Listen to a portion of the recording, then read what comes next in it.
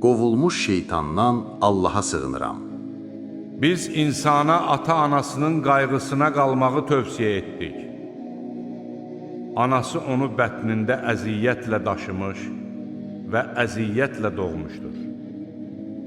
Onun bətində daşınma və süddən kəsilmə müddəti 30 ay çəkir.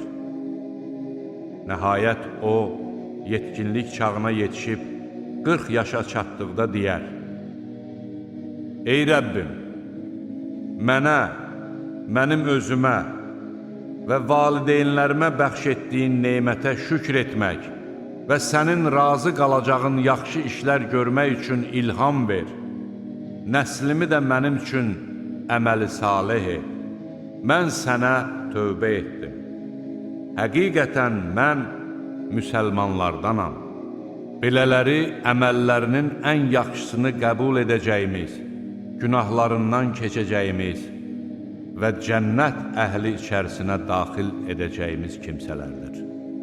Bu, onlara verilmiş doğru vəddir.